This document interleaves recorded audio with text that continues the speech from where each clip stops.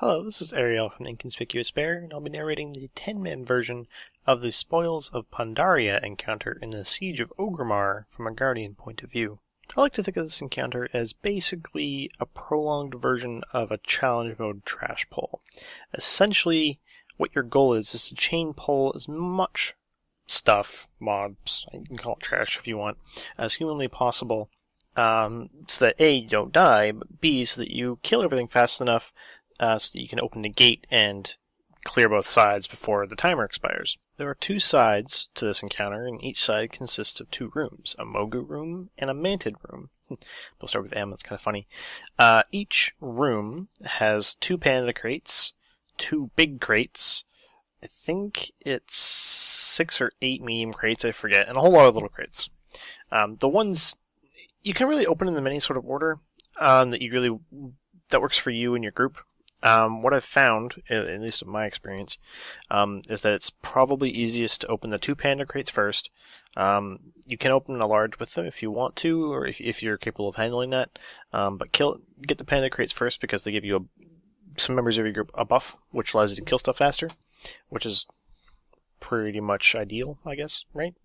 Kill things faster means you complete the encounter faster, which is good. The large crates give you a big boss mob. Well, certainly a boss. It's kind of like a mini-boss, which does various things. As a tank, there's nothing here that you really have to worry about. You're mostly concerned about keeping stuff, or opening crates so that you don't get overwhelmed, but you're always killing something. What we do is we open the two panda crates, and then just open all the larges and all the mediums and 4 smalls.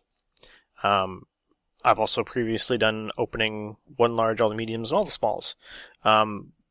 In my experience, opening all the smalls is a huge pain in the ass because the urns and kunchongs, the two stationary things that shoot stuff, are really, really, really, really irritating. And it's better just to open the mediums and the 2 larges because no one really cares about them, and they don't really do anything that's like super hard. So it's just easier to complete the encounter that way. As a tank, other than dictating the pace of how the crates are opened, the only other thing you have to worry about is from one of the possible mobs you get on the Mogu side, which is an Anima Golem. Now this Golem has an ability called Crimson Reconstitution. It drops a little red puddle on the ground, and if things stand in the red puddle, then they get health back at 10% of their max health per second. This is obviously not good because it's a huge heal really fast. So you have to make sure that you drag whatever you're tanking out of the red puddle. That's the only thing as a tank that you have to specifically worry about. All the other mobs have various abilities, but you just kind of ignore them in the course of your normal tanking. I'm just focusing on opening boxes and doing as efficient DPS as you possibly can. For tanking items, you'll definitely want to use the DPS cloak.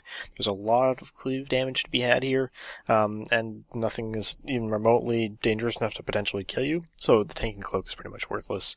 On the flip side, as I mentioned before for previous encounters, unless you can reliably switch out your meta gems on an encounter-by-encounter basis, just stick with the tank meta.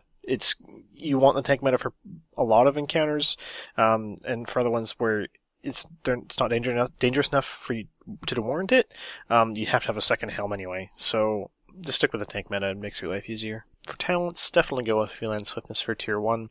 There's nothing to charge, and there's absolutely no reason to take Displacer Beast.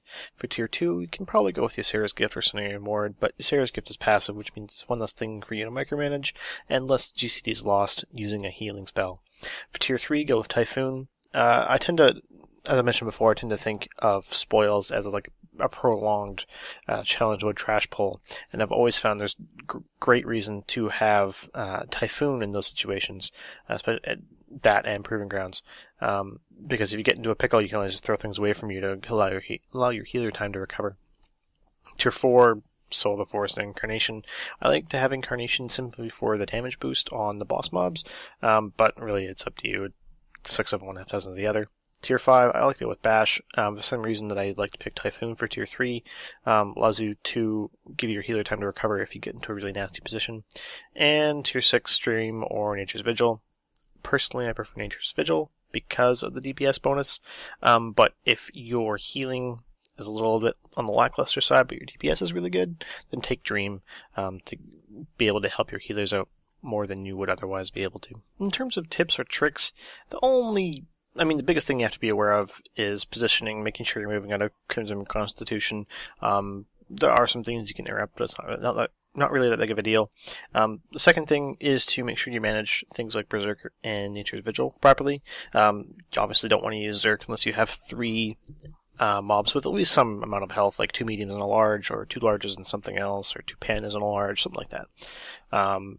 Because you want to be able to make sure that you make maximum use out of Berserk, and same goes for Incarnation. Using it primarily when you have, say, like a large and some other mob up, so that you can cleave as much damage off of the free mauls. Well, not free, but basically unlimited rage, so you get my point. Just doing those kinds of things are going to be what help you out most in this encounter. I hope you've enjoyed this video, and if you're interested in more content, definitely subscribe to the channel, and I'll be putting out the heroic mode guides, assuming Brian doesn't start them, after I've completed the normal mode ones. Also, check out my stream, twitch.tv/DEASTIN. I like to stream WoW, obviously, some XCOM, maybe other games as I get them.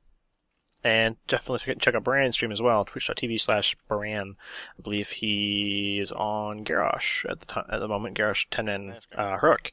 After that, he'll probably just stream Farm or whatever. But in any case, thanks for watching, and enjoy the videos.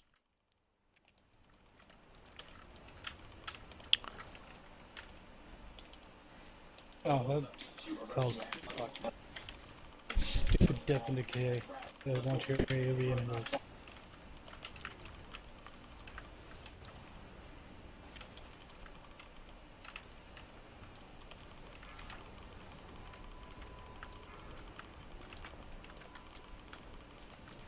You're on our side. Yeah, I can see if you're.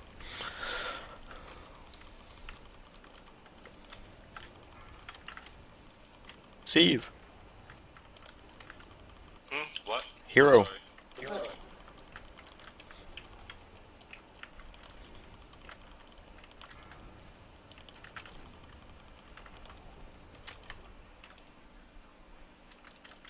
Woo, Team Green side. Jeez, we blew that fucking thing up. Oh, that thing's still sticking. Run away! What is it?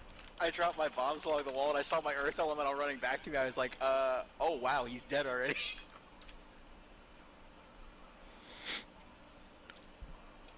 Not coining this. Well, I guess I'm still coining Thok.